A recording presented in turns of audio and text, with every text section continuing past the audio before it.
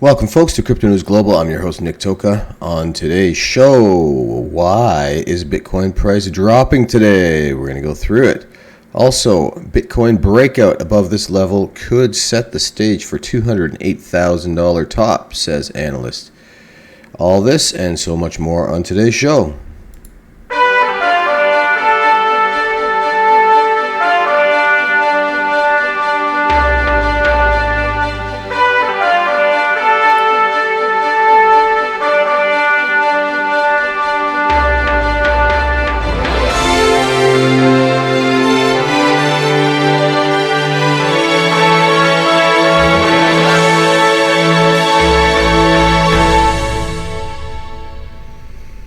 Welcome, folks, to Crypto News Global. I'm your host, Nick Toka, and Bitcoin going a bit into the red today.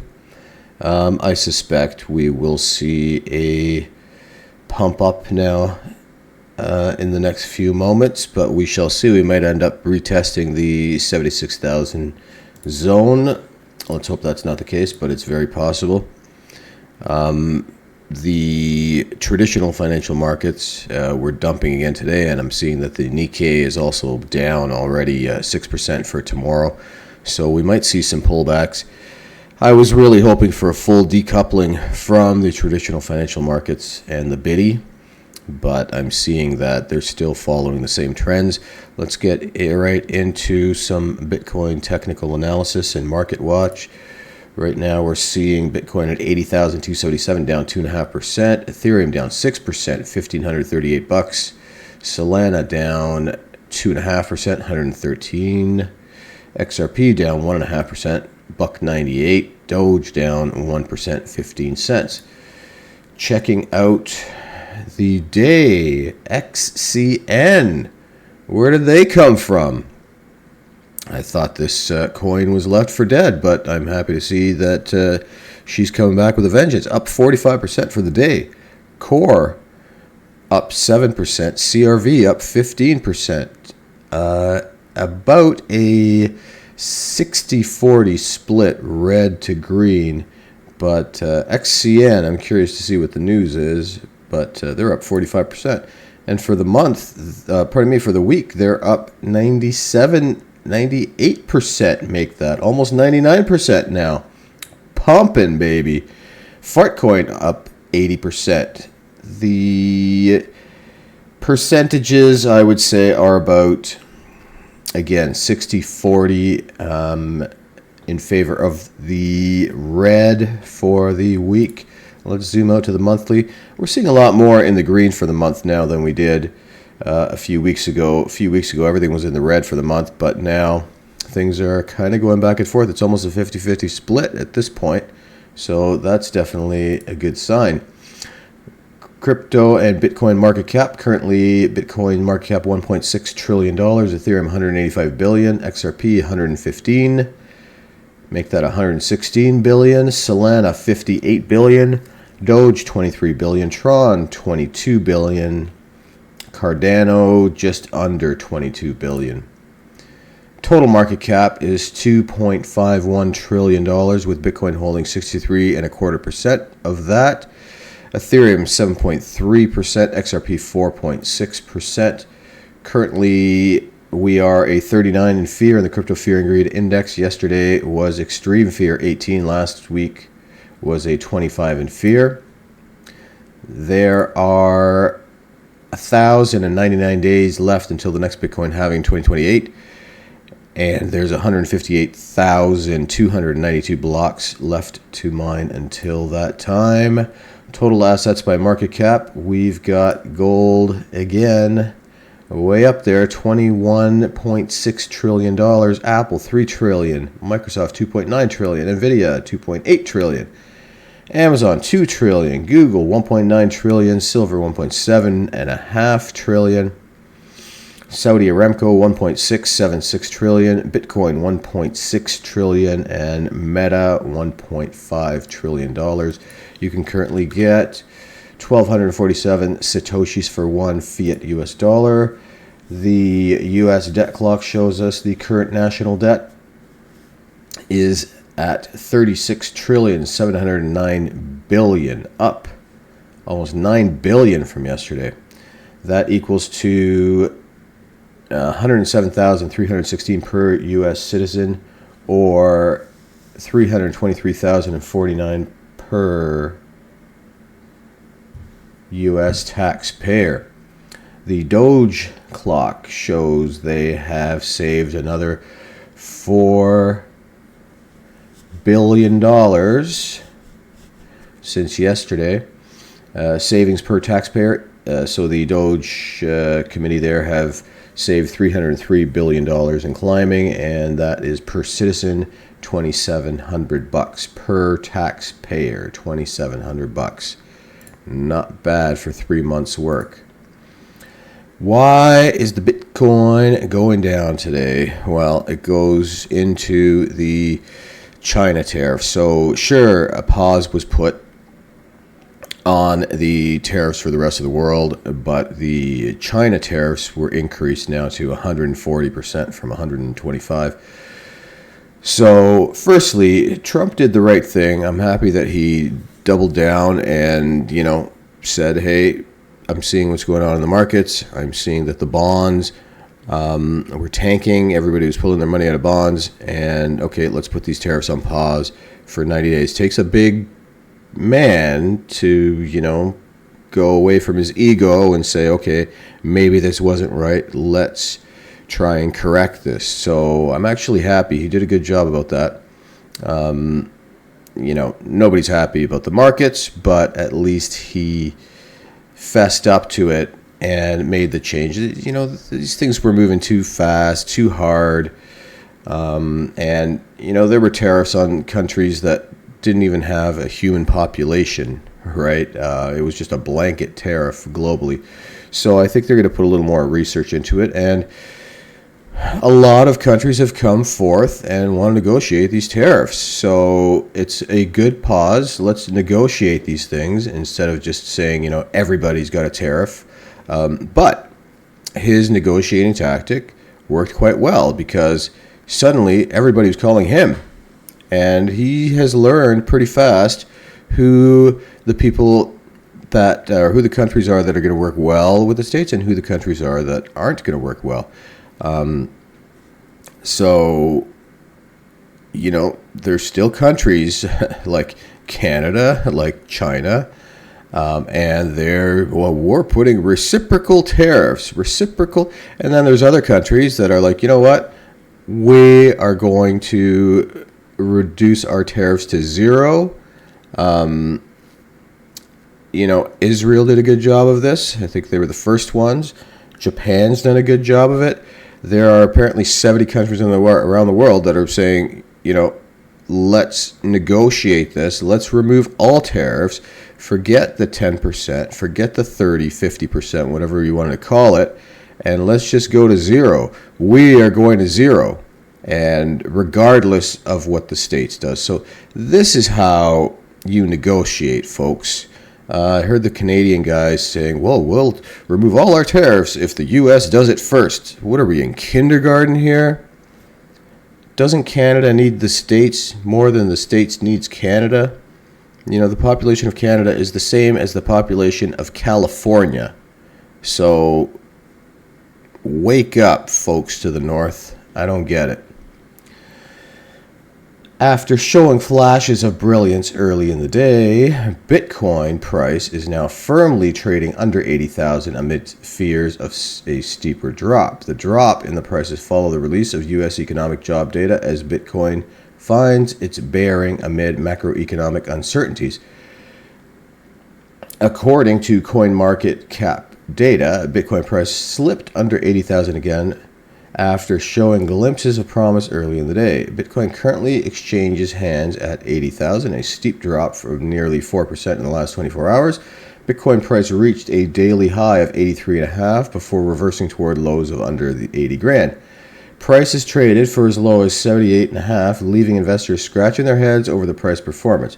The largest cryptocurrency looked set for a parabolic rally following the release of U.S. CPI data. Per the data, the CPI inflation rate settled at 0.1%, sparking relief for Bitcoin's massive breakout ahead of an imminent Fed rate cut. Within hours of the data release, Bitcoin soared by 8% before hitting a glass ceiling and tumbling below 80,000. Why did Bitcoin slump?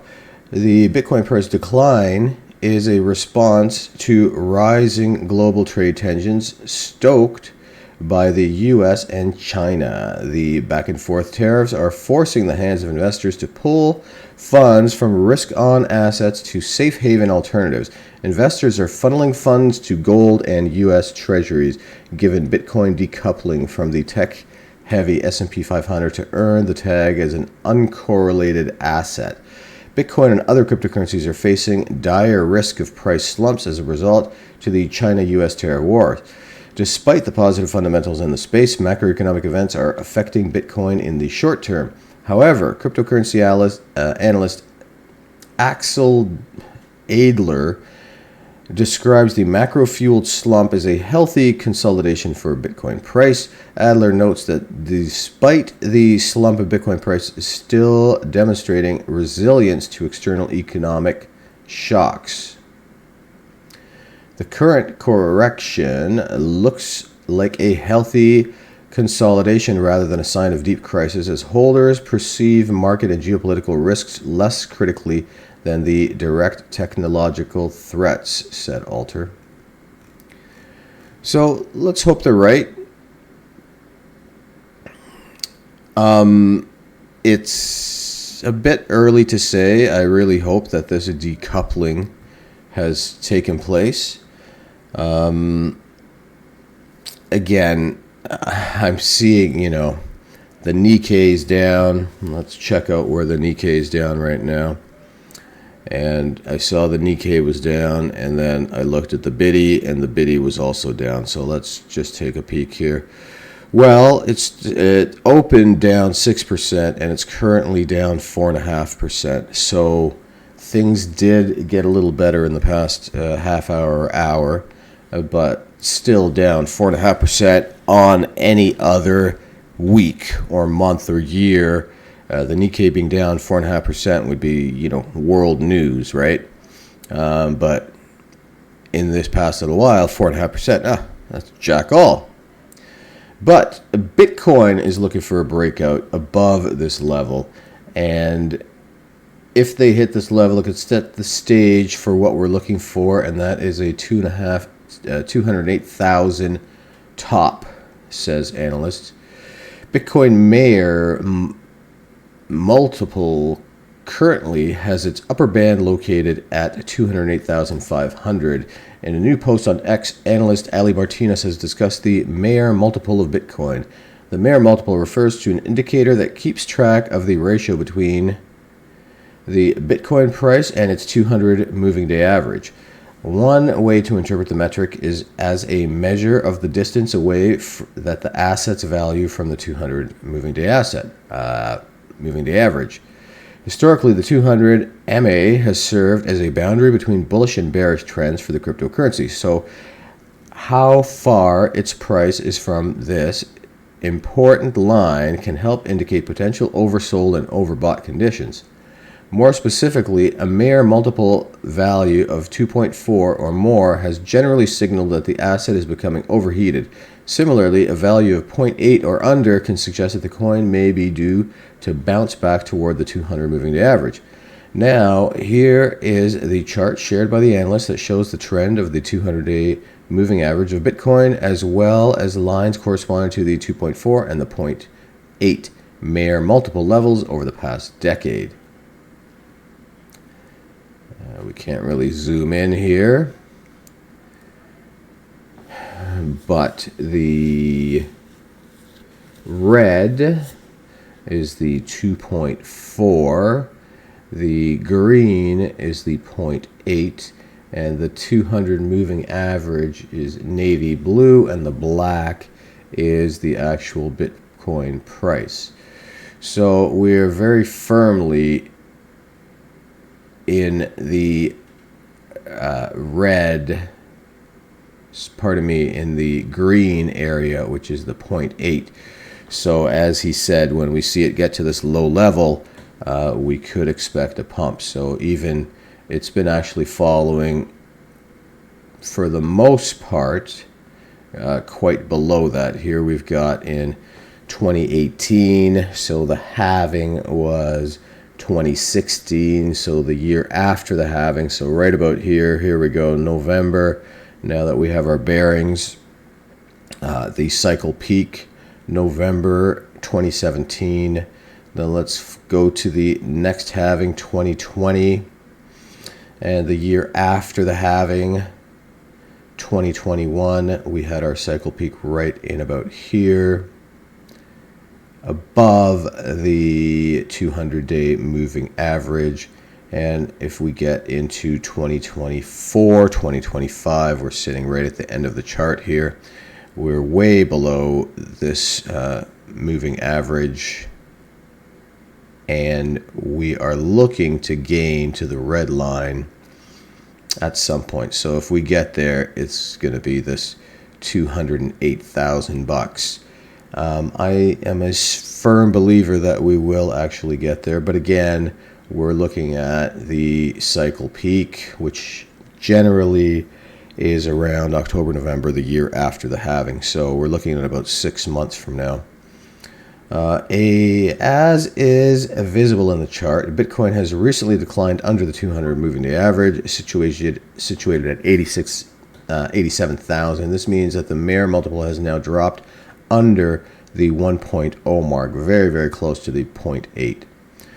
The next potential support for the cryptocurrency could be located at 69.5, corresponding to the level where the Mayer multiple would assume a value equal to 0.8.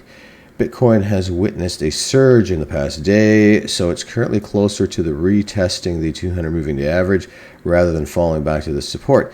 In the scenario that the asset goes on to retest this mark and successfully break above it, Martinez has noted that the stage might be set for a market top around $208,000. This level, of course, correlates to the Mayer 2.4 level.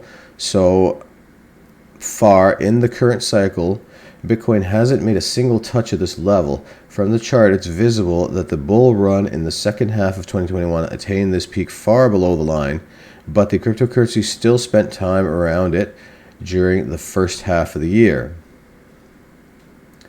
Right here. So remember, we had a double top the last Bitcoin halving, and I really was expecting the same kind of thing. Let's go into the chart here. Given the precedents, it's possible that the asset would hit this mark at least once in the remaining portion of the current cycle. It only remains to be seen, however, whether the pattern holds, considering the uncertainty in the form of tariffs that's looming over the market. Bitcoin has shown some sharp recovery during the last 24 hours as its price is back up to 81.5 after a jump over 6%, and currently we're at 80,400. So this is the 24-hour chart. Don't get too excited, folks. That's what happened earlier today. But we are seeing a bit of a slow pullback again. I do feel like this is going to be short-lived. When we go into our full chart here,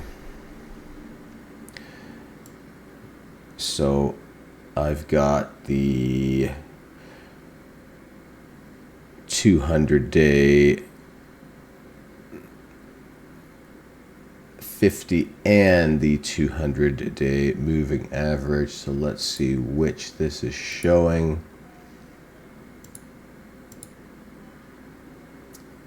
Yeah, no real help here. I do.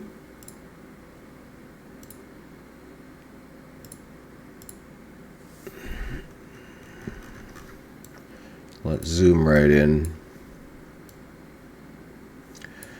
And let's get this chart into a kind of there. That's what I'm looking for.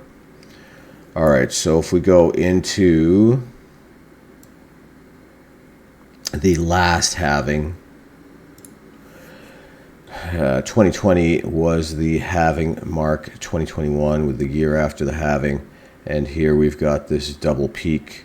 And again, right around November, exactly November 9th, 2021, cycle peak. So I was expecting, and I still do feel like we're at this point right here where we're seeing this massive pullback. Of course, this chart, as the years go by, this is going to get condensed, just like this is. If we, really zoom in on this, right, this is what I'm talking about. This is 2021. I really feel like this is where we're sitting. I earlier thought we were sitting in about here, but time seems to be passing by pretty quickly, and I feel like we're almost mid-cycle. I don't know if we're going to go up to this, 3-4x from the bottom, from the halving date as we have in the past. My calculations were we went, I think it was 6x in the last halving from the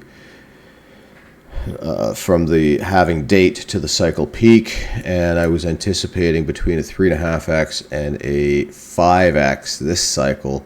So my predicted price was between, I think it was 270, I think it was 230 to 270K realistically if we follow the same trends.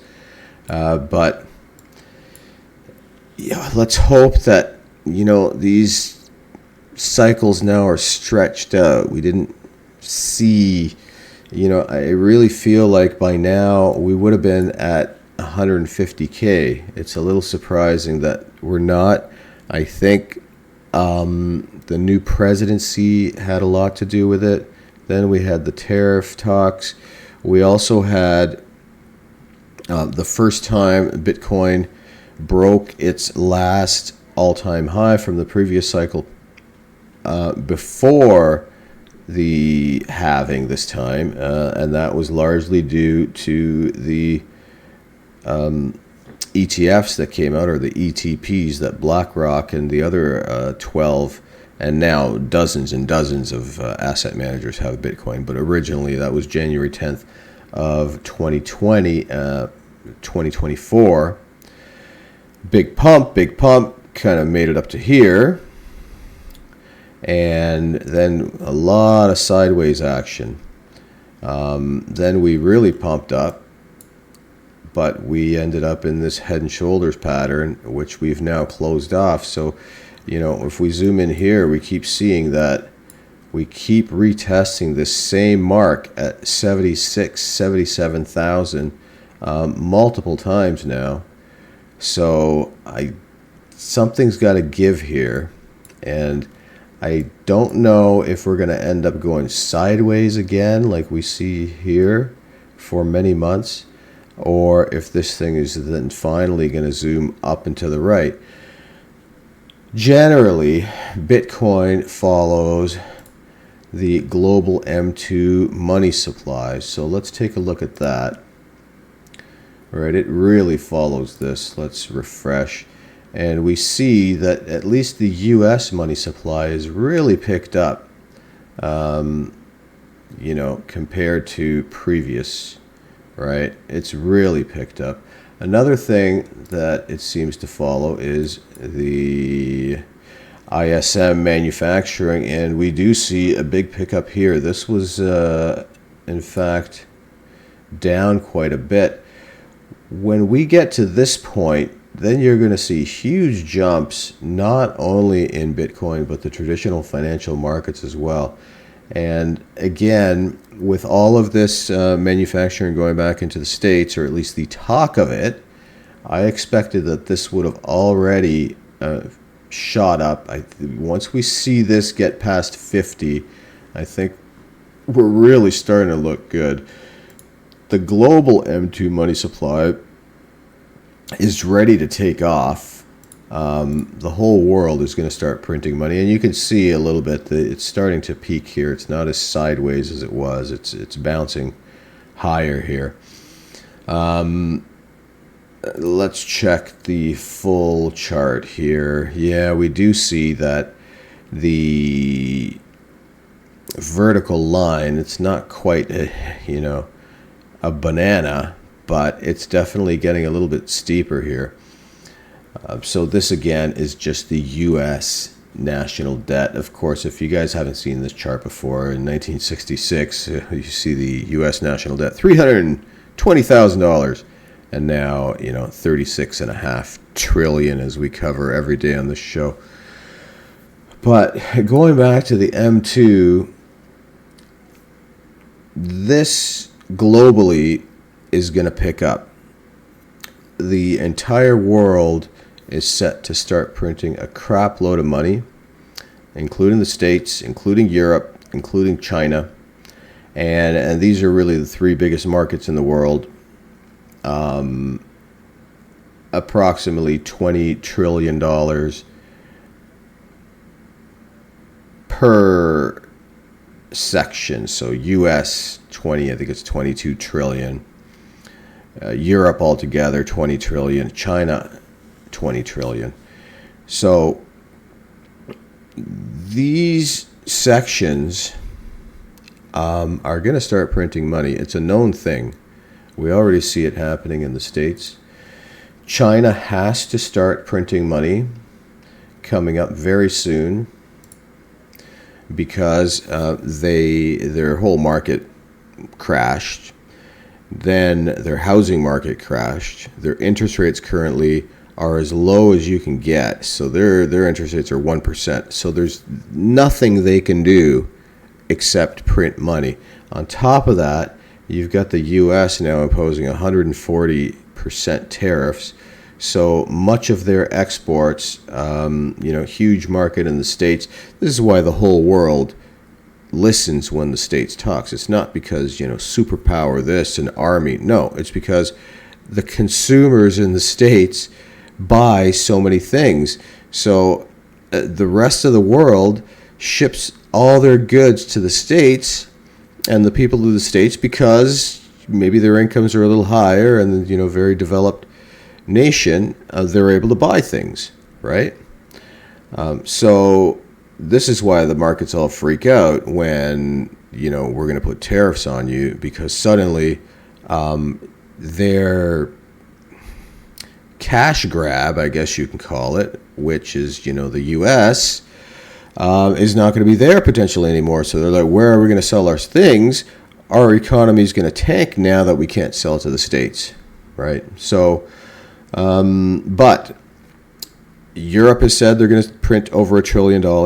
The States is going to have to start printing a lot coming up soon, because if they want to bring this manufacturing back to the States, they're, according to my calculations and things that I've read, they would need $6 to $7 trillion to do this. Where do you get 6 or 7 trillion bucks?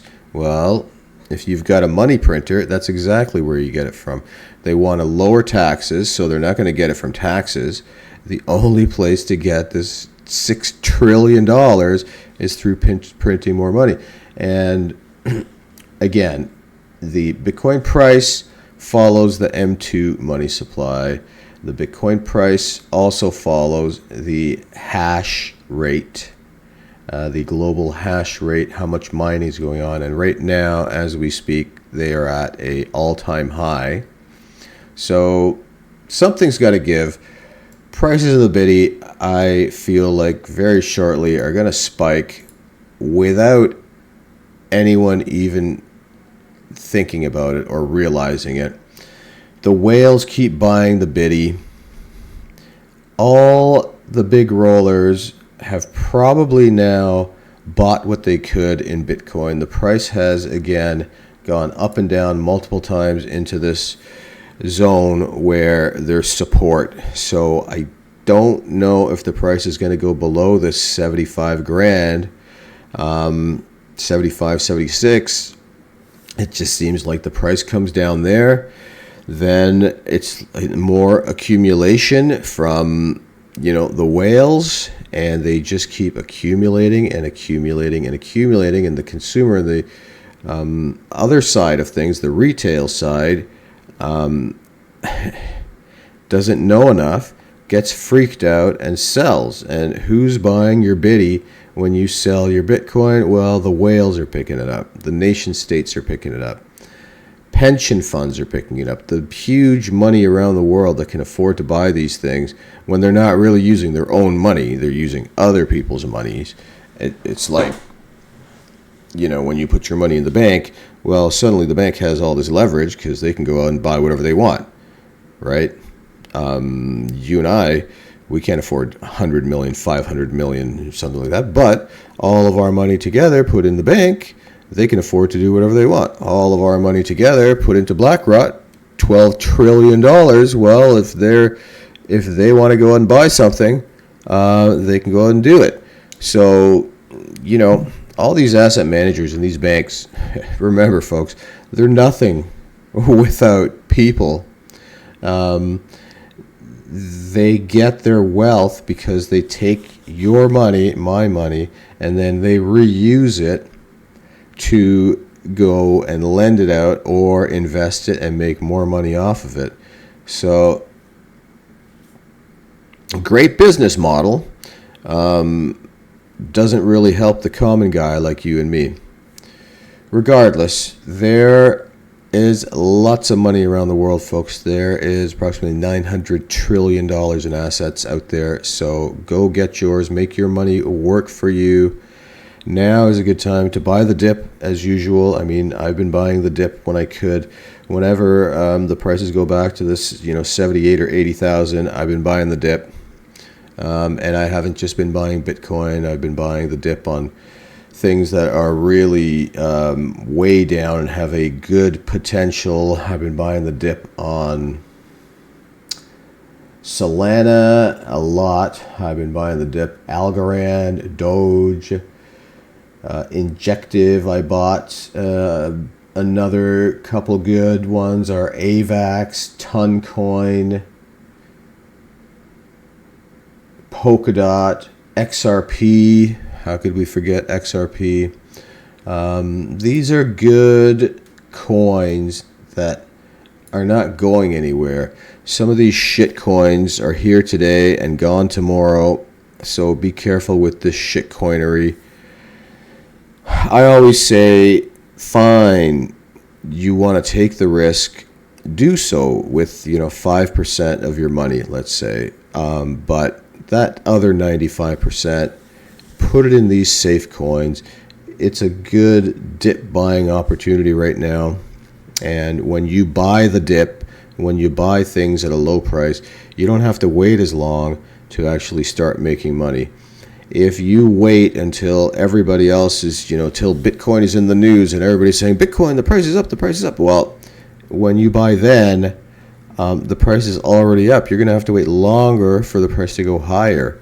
And when you get in at those prices, the prices might even go down. What I've been doing is buying the dip. And if the price goes, so let's say I'll buy at 78,000 or Solana at $105, I think that's been kind of the level where it gets to, and I buy in again.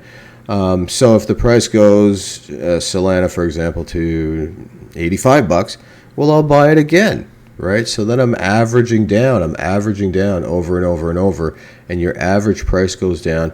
When the price goes up, once it gets to 106, I'm already in the green. If it gets to 110, 120, 130, or it was at, I think, 250 not long ago, that's 2x, that's 3x, right? So this is kind of how you want to look at it. The real smart money buys, the old saying, buy low, sell high. So you want to buy it on a down day when everybody's shitting their pants saying, oh my God, we're selling, like the whole world was selling all their stocks. I was buying, you mean it's on sale? Fantastic. Go sell your stuff. I'll buy it, right? And, of course, I'm buying, a couple $100. The whales are buying a couple $100 million. This is the difference. So, if I'm up $20, the whales are up 20 20 million. Then you're talking huge money. But follow, the old saying is do as they do, not as they say, because they'll tell you they don't want you to buy the Bitcoin. They'll tell you to sell now, sell. The markets are tanking. You hear it all over the news, everywhere. Oh my God, the end of the world, right? Meanwhile, they're buying the frickin' dip. So look at it that way. Things are on sale right now. I've said it many times. If there's a sale at Best Buy, there's a lineup of 100 people to go and get a TV at 40% off. But when there's a sale on the stock market, or when there's a sale in the crypto market, everybody's running the other way. No one wants to buy. It's just, you have to look at it the opposite way. You want to buy things when the price is down. Buy it on a down day. Don't buy it when the price is green and, oh my God, I'm going to, FOMO, I'm going to miss out if I don't buy it. Buy it on the down day. Ultimately, the price goes up one day, the price goes down one day. Up one day, up, down, up, down, up, down, up, down. But in the long run, the price goes up. If you really want to make money in crypto, you really want to make money in the stock market, you don't just buy and sell. This day trading is totally overrated. You buy and you hold. And if you're young and you've got, you're 20, let's say, and you can wait 30, 40 years to keep your money in the stock market or your money into Bitcoin, you will make money. Just stay calm. When things start going down, don't freak out. That's the time when you want to actually buy more, right? Because things go on sale. So keep that in mind. Basic economics, that's definitely the way to do it. That's the way the big money does it. So follow that route, and you're almost guaranteed to be in the positive. When your aunt and sister start calling and saying, hey, did you see Bitcoin? Should I put money into Bitcoin? It's too late. That's it. That's when everybody's into it. That's when you want to be selling. When everybody is, when no one's talking about Bitcoin and, oh my God, Bitcoin's dead and, oh, we're going to lose all our money. And that's when you want to be buying, right? Guys, always spend less money than you earn. If you start making more money, start saving more money. Don't start spending more money frivolously because now you have more money. No, that just means you have more money to invest, more money to save. Investing money is not like spending it. Investing it is exactly, that's what the word means. You're investing it into something. You're waiting for that something to go up in price at a later date. And at that point, then you can feel good about pulling your money out. But think long term, right? Ideally, you start investing when you're 20 or your late teens, and you can retire when you're 40 or 45, right? This is what you want to do. This is the way to go.